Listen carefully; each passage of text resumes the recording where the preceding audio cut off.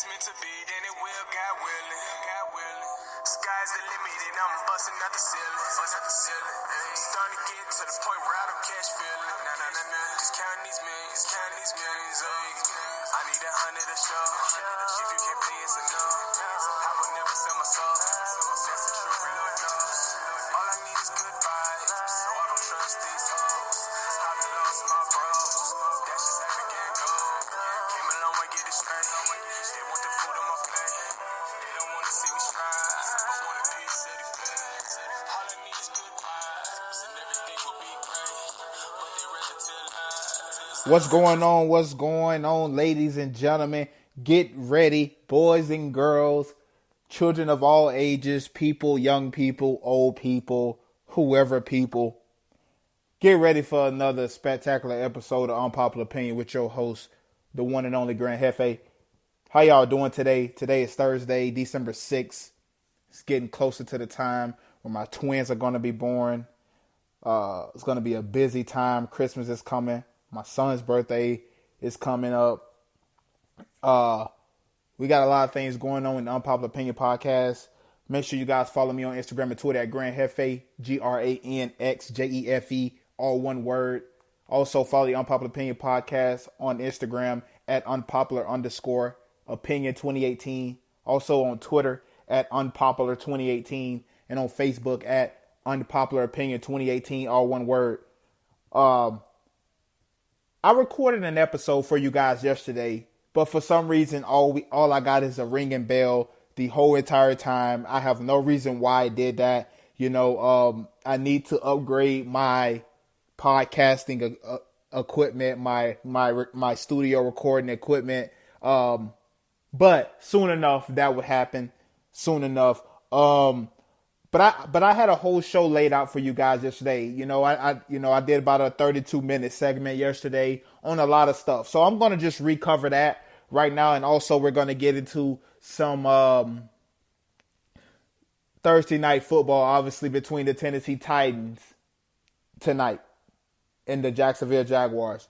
So without further ado, let's go ahead and start with the old news, so to speak. The other day, obviously, on Monday night, the Washington Redskins faced the Philadelphia Eagles. Obviously, the Philadelphia Eagles won that game.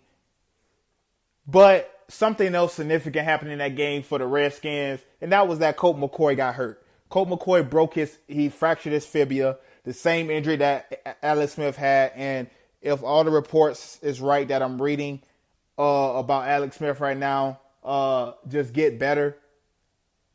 Prayers out to Alex Smith. Things are not looking good right now with the issue with his leg.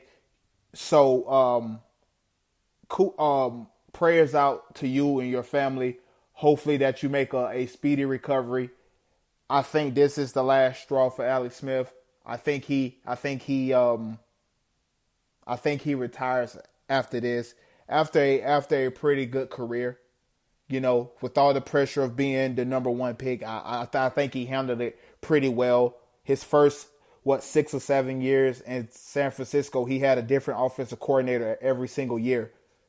That's tough. That's tough to deal with, that you have to learn 5 and 6 different systems. Every time that you get one system down, that guy leaves to get fired, and you have to deal with another system. So I think he handled himself very, very well in San Francisco. Had a really good career in Kansas City with Andy Reid. Did some great things. Even last year, he did great things. It's just Mahomes is playing out of his mind. And since he's been on the Redskins, haven't killed it, but he haven't lost him a lot of games either. And up until his injury. So prayers go out to you. Hope that you have a speedy recovery. And you will be coaching one day in this league probably. Now, Colt McCoy, his backup on Monday night, also broke his fibula. So insert Mark Sanchez, who they just signed just a week prior. Jay Gruden talked about how they thought about signing Colin Kaepernick. He came up in a discussion. I don't know how much of a discussion he came up in. I'm not sure if he came up in any lengthy discussions. no more than, hey, Colin Kaepernick's still unsigned. Should we go pick him up? Probably not. Okay, good. I kind of equate that with the Rooney Rule for in the NFL. If you guys are not familiar with what the Rooney Rule is that you must, when you are hiring a candidate for your head coach, you must consider and interview a minority candidate. Black, Asian, Native American, Hispanic, obviously, trend goes on. And it reminds me of what the Eagles did right before they hired Doug Peterson after they fired Andy Reid. And that was, let's go interview Deuce Staley, the running backs coach, as if is really considering him. But we really just want Doug Peterson. That's who we want. We already know our guy. We know who we want. But we have to honor the Rooney Rule. We have to before we hire our head coach. We have to honor that rule. So let's just go get Deuce Staley, a guy that's already in the camp. We can ask him basic stuff. We can probably talk to him about extensions and all that other stuff. But we already know that we're going to get Doug Peterson. But we're just going to provide the lip service, the lip service that, oh man, we are considering these people. That's what Jay Gruden did. Let's just throw it out there that we're thinking about getting Colin Kaepernick, even though we know that we're not going to get Colin Kaepernick. Just lip service because, oh man, we need to take the heat off of us because we just claimed Reuben Foster off waiver, given the situation that he got going on, the pending domestic violence case. Oh, let's get Colin Kaepernick, or let's talk about that we thought about getting Colin Kaepernick. That way we could take some of this negative heat off of us and kind of put some of this good heat on us in the media eyes. Because see, the owners still don't want Colin Kaepernick playing. The owners still don't. But people in the media, they know Colin Kaepernick should be playing. Jay Gruden said this yesterday because the plan that they're going to get Josh Johnson. Josh Johnson is going to be their backup to Mark Sanchez.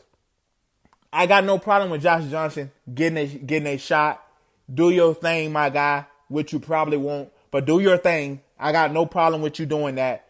My problem is Jay Gruden comments.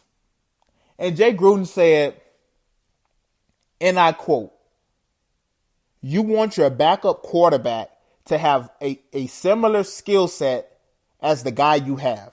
So I'm guessing Josh Johnson is a pocket quarterback like Mark Sanchez, that he's just going to stand in the pocket and just throw strikes the whole time.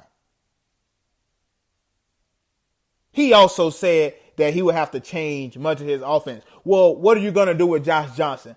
Now, to his credit, he also said, should I sign a guys that are already familiar with the system? Because for those of you who don't know, Josh Johnson played for Jay Gruden in his Cincinnati days when John Gruden was the offensive coordinator of Cincinnati before he took the job in Washington. He also said, or should I go get some guys that you don't really have to change much for? Or should I go get a guy, singular, who I will have to change the whole offense for? I hate this thing, this stigma that people say that you will have to change your whole offense for him. I don't really understand that. Let me just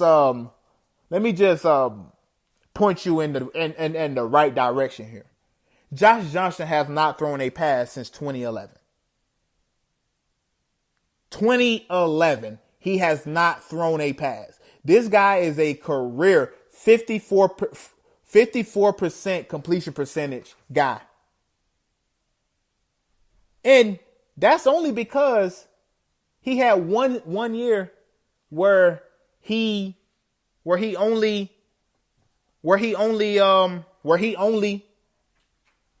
threw for 16 passes, which boosted up his completion percentage. He was 14-16 that year.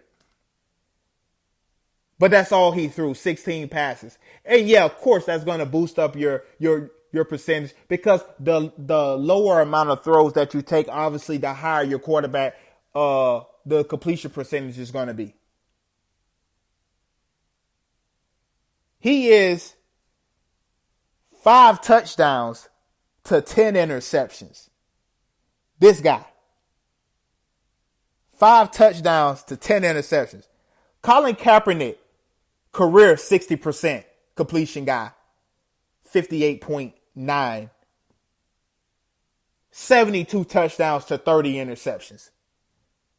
His last season, the season that everybody say that he had a down year in 2016, that year, he only went 59% completion percentage, 22-41, 16 touchdowns and 4 interceptions. And that's a down year. Oh, and by the way, in 11 games. In 11 games started, because that was the year the next year the protest started, and they didn't want to play him. Until they had no choice but to play him. Because Blaine Gabbert, obviously everybody knew that this guy was trash. Everybody knew this guy sucked. So he only started 11 games, 16 touchdowns to 4 interceptions, and they say that's a bad year. Dak Prescott right now has 2 less touchdowns than Colin Kaepernick did in 2016. Dak Prescott also has 1 more thrown interception than Colin Kaepernick did back in 2016. That's Dak Prescott stats to this date. To this day. He's about 60 something completion percentage right now. But if you watch the Cowboy games, and that's why I tell people all the time, you can't just be a guy that listens to people that just throw out numbers. They also got to be contact. So when I say a guy like Dak Prescott is throwing like 60 something percent, if you're not watching the game, you're like, oh man, that's good. And it still is good. But when you're dinking and dunking, that's not hard. When you're throwing 5 and 6 yard passes, it's not hard. So, that's like me telling you that LeBron James one year was the best shooter in the NBA just because he led the league in field goal percentage. But knowing if you watch LeBron James, if you know how LeBron James operates, most of his points are going to be in the paint, which are easier shots than guys that would say take more threes. So yeah, he led the league, but does that mean he's the best shooter? So sometimes you have to take into account, you actually have to watch the games to see what's going on. But Jay Gruden, we know what you're doing. You should have just came out and said we had no interest in signing Colin Kaepernick. Nobody would bat an eye right now. But you're trying to act like Colin Kaepernick can't hold Mark Sanchez's clipboard. You're crazy. You're crazy.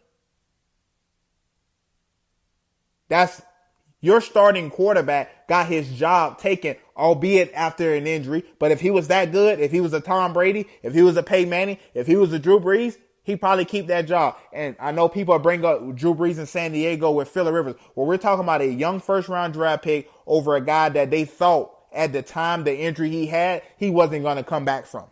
Similar to what the Indianapolis Colts did to a Peyton Manning.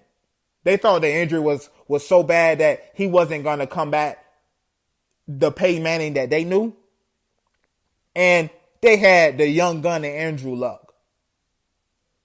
So, moving on, if you don't know, Mike McCarthy was fired by the Green Bay Packers. Joe Philbin takes over as interim head coach. But yesterday marked some crazy news. Not really, I should say crazy news. But the Packers associate head coach, Winston Moss, took to Twitter yesterday and was fired shortly after. Now, the Packers have came out and said that, Joe Philbin has came out and said that it had nothing to do with the tweets. But we all know it had everything to do with the tweets. Because if it didn't have anything to do with the tweets, then you know what would have happened? He wouldn't have been fired. When the Cleveland Browns fired Hugh Jackson a few weeks ago, they fired Tom Haley right away. They didn't wait until Todd Haley went to Twitter and said something and then fired him. No, I'm going to get both of you right now. And if you were going to fire him, why didn't you fire him with Mike McCarthy? Because everybody already knew for weeks that you was going to fire Mike McCarthy. It was just a matter of when. Nobody thought that it would be during the season because there's only been one coach that's won a Super Bowl that didn't get to finish the season out. Mike McCarthy makes 2. So we knew for weeks that Mike McCarthy was already going to be gone. If you was going to fire Winston Moss as well, you would have went ahead and did it as soon as you fired Mike McCarthy. It don't make sense to wait till he puts out a tweet about Aaron Rodgers and then you want to fire him. That don't make any sense. But here's the tweet by Winston Moss, the associate head coach. He said, ponder this. What championship teams have a great leadership? Ponder this. What championship teams have are great leadership? Period. It's not the offensive guru trend. It's not the safe trend. Find somebody that is going to hold number 12 and everybody in this building to a hashtag Lombardi standard, period. Hashtag losing sucks. Now, Winston Moss knew as soon as he sent that tweet, Winston Moss knew that his career was probably done in Green Bay. He's been there 13 years under Mike McCarthy. He knew as soon as he sent that tweet and he mentioned number 12, he knew he was gone. And especially the passive aggressive way that he did it, where he didn't say Aaron Rodgers, but everybody know who 12 is. Everybody know 12 is Aaron Rodgers. You know, and he knew just watching what transpired with Mike McCarthy, he already know what time it was. Mike McCarthy and Aaron Rodgers has had beef. There's players that came out and said when Mike McCarthy used to send plays in, Aaron Rodgers used to roll his eyes in disgust. It's been well documented. But guess what they were doing? Kind of winning. They were kind of in the discussion. You know? So nobody's going to fire you when you're doing good. It's if I know you got problems and you can work through that and still win, we're good. Bill Belichick, Tom Brady, the perfect example of this. It's been well documented. Tom Brady and Bill Belichick do not like each other. Bill Belichick do not mess with Tom Brady like that. And Tom Brady gets his feeling hurt because of that. But guess what they do? They keep on winning. So guess what Robert Kraft do? He keep on paying them. And until this relationship doesn't work, then he'll make his decision accordingly who to get rid of. My guess it'll probably be Tom Brady. Obviously, he's 41. He's getting up there in age. You can't just go find another Bill Belichick. Trying to hope that Tom Brady can give you another 4 or 5 years, which I don't think he will. He already hinted towards retirement already just the other day on Instagram. He's 41 years old. Giselle and the kids want him home. This has already been documented, you know. But let's go back to what I've been saying all along about Aaron Rodgers. That nobody ever holds this guy accountable for anything that he does. It's everybody else's fault. It was Ty Montgomery's fault. You know, it's Mike McCarthy's fault for not calling the timeout. It's Mike McCarthy's fault for not calling intricate plays. It's the defense fault. It's everybody else's fault. He's the only guy, the superstar quarterback that we get is to. John Elway, did you win or did you lose? Joe Montana, Steve Young, Peyton Manning, Tom Brady right now. Did you win or did you lose? That's the only thing that people care about. Troy Aikman. Did you win or did you lose? With Aaron Rodgers, it doesn't matter if he won or lost, because if he won, we're going to give him all the credit anyways. And when he loses, then we're going to blame everybody else around him. You know, I think this is totally different from what people would say. Well, that's the same thing, you know, that happens with LeBron James. Whenever he does good, we give him the praise. Whenever they win, we give him the praise. Whenever they lose, you know, everybody else get the blame. And I always ask people, you know, in the last 3 finals or the last 2 finals, LeBron James, I'll put it this way. The last 4 finals that LeBron has lost, the last 4 finals, San Antonio, he averaged 27, 9, and 7. The first loss to Golden State, he averaged a triple-double with 35 points. Just a few years ago, he averaged 33. And last year, he averaged about 32 in a loss. How can you blame that guy? Now, Aaron Rodgers balled out. He deserves the credit that he get. Phenomenal thrower of the football. You know, the way he just flicks it. You know, he's incredibly gifted. In some games, most games, he do ball out and other people don't make the play. But even the games where he don't ball out and other people made the play, we still find a reason to blame somebody else instead of giving the blame to Aaron Rodgers. Moving along to the association, we have comments, by Kobe Bryant and Magic Johnson, obviously the manager of the president of the Los Angeles Lakers, Kobe Bryant. Obviously, everybody know who Kobe is, and they were talking about the workload of LeBron James, about how you cannot just keep letting him play all these minutes. 35 minutes a game, I believe, is where he's at in his 15th season. That's incredible. The stuff that he does on a nightly basis in his 15th year is crazy. And LeBron basically came out and said, Kobe and Magic, they know what kind of guy I am. They know when I'm out there, I played damn near every single game of a Game 7. He played 46 out of the possible 48 a few years ago when they completed the comeback from 3-1 against the Warriors. He played every game last season. And that's the thing about it. Guys, these people that's in the media, they'll say, the guys that don't like him, well, he's trying to pass stats because he shouldn't even be in the games at this time. But then when he don't play enough minutes, they say, oh, he's just trying to take a break. He don't have a co-star. He's quitting on the team. You either got to pick one.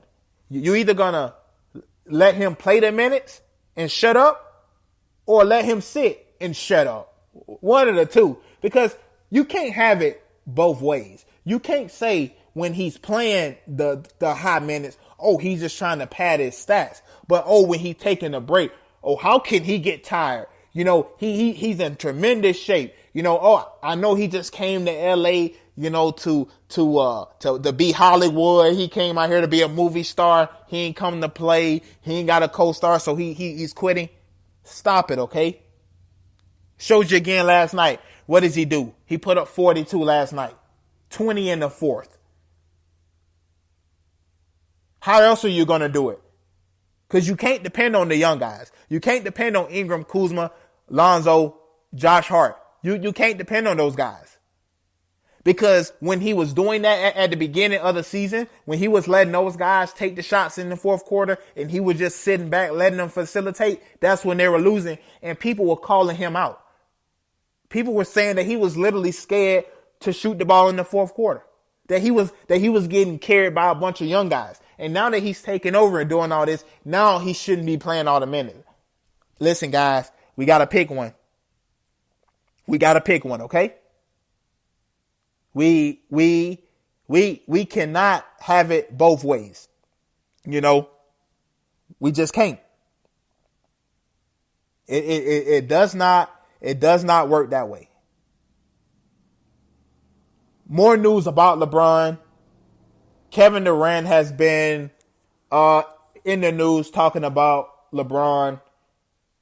Some small criticism of LeBron.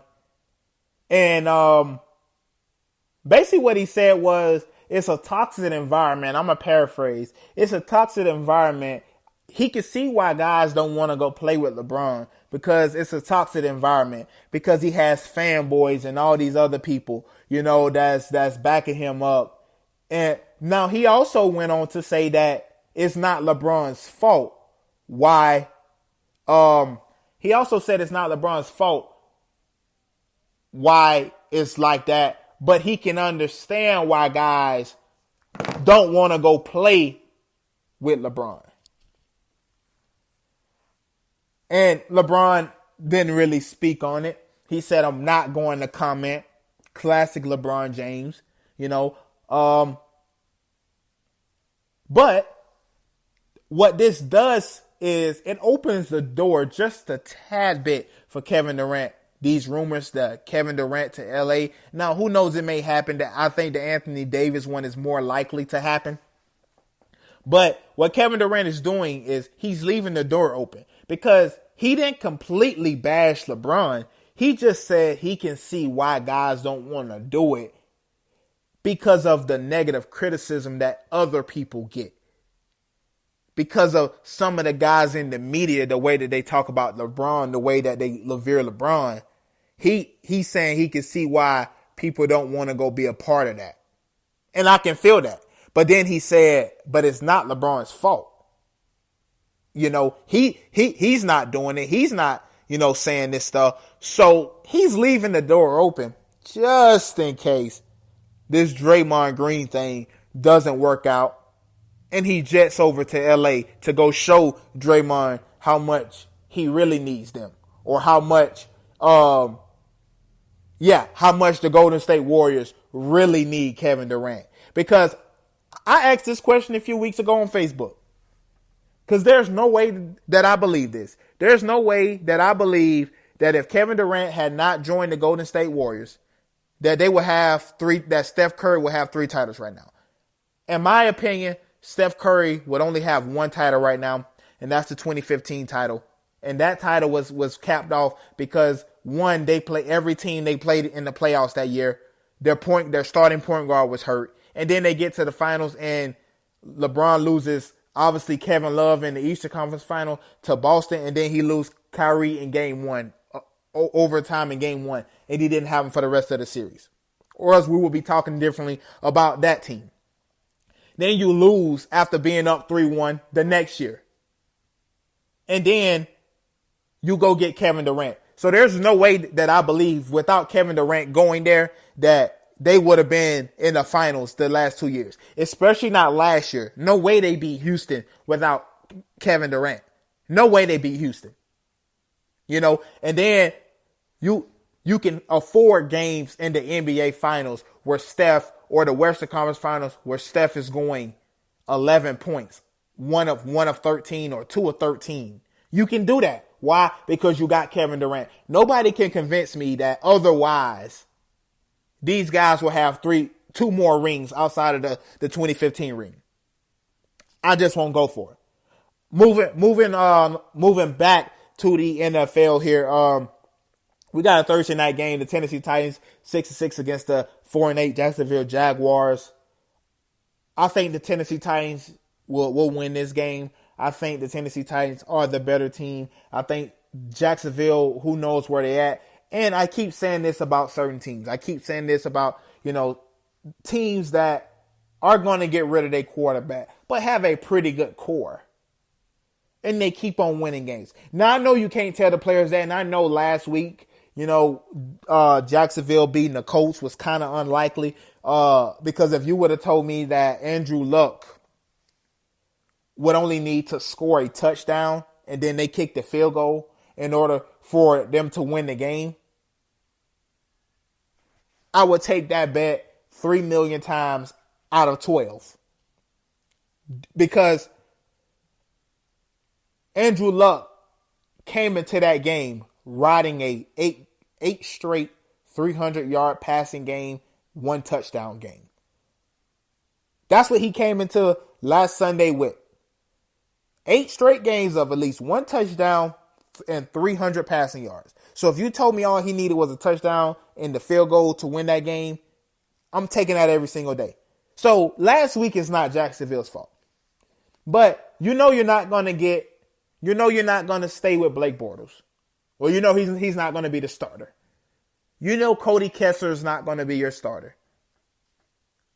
Why win this game? Now, the thing about it is, are they going to try to keep Blake Bortles because he's cheap? And they know guys like Jalen Ramsey coming up is going to be requiring a lot of money with the market. And he would deserve every penny of it. Or will they keep Jalen Ramsey and go get a quarterback in the first round of this draft coming up?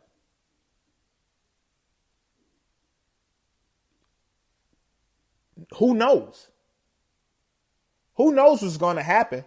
But I know what's going to happen tonight. I think the Tennessee Titans are going to win this game. Marcus Mariota is going to control the clock with his feet.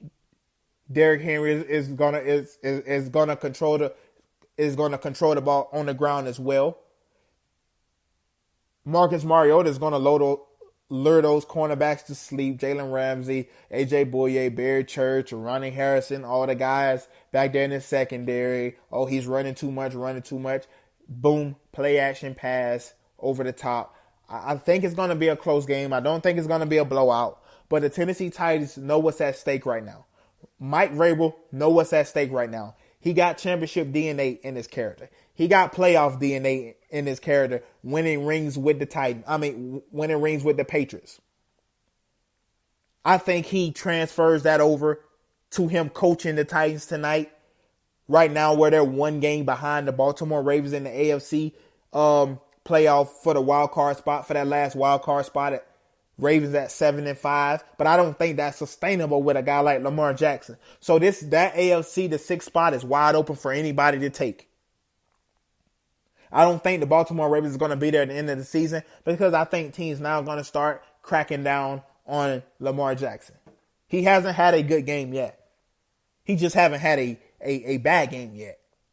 There have been okay games. He got banged up a little bit on Sunday. But I think Mike Vrabel know what's at stake. The Tennessee Titans guys know what's at stake. That D-line know what's at stake. And I think they go and get after Cody Kessler tonight. Now, Leonard Fournette will be back today. I don't think that matters. I think the Titans is going to win this game to move into a tie, the 6th seed with the Baltimore Ravens. That's going to be it for today's show, guys. I thank you for your continued support. Appreciate you for downloading the podcast. Make sure I did a special episode today for you guys, but make sure you guys catch the Unpopular Opinion podcast on every single Monday, Wednesday, and Friday. Also, make sure you guys catch me on RTL Sports Talk Live. That's RTL Sports Talk on YouTube. We're live every single Monday, Tuesday, Thursday, Friday, and Sunday. That's Monday, Tuesday, Thursday, Friday, and Sunday. 9:45 a.m. 9:45 Eastern Standard Time. 7:45 a.m. Mountain Standard Time. That's every Monday, Tuesday, Thursday, and Friday. And Sunday, 9:45 a.m. Eastern Standard Time. 7:45 Mountain Standard Time. Unpopular Opinion Podcast. Be right back here tomorrow. Thank you guys for all the love and the support. See you guys tomorrow. If it's meant to be, then it will, God willing. Sky's the limit and I'm busting out the ceiling. Starting to get to the point where I don't catch feeling. Just counting these millions. I need 100 to show. If you can't pay, it's enough. I would never sell my soul. That's the truth, we don't know. All I need is good vibes, so I don't trust these hoes. I done lost my bros. That's just how the game goes. Came a long way, get it straight. They want the food on my plate. They don't want to see me strive, but want a piece of the plate. All I need is good vibes, and everything will be great. But they rather tell lies. I don't have time for the fake. Oh, what they knew. Praying to God, asking what do I do? I've been the truth since I came out the womb. Keep it 100, got nothing to lose, got nothing to fear. Let it be clear, God got my back when nobody else.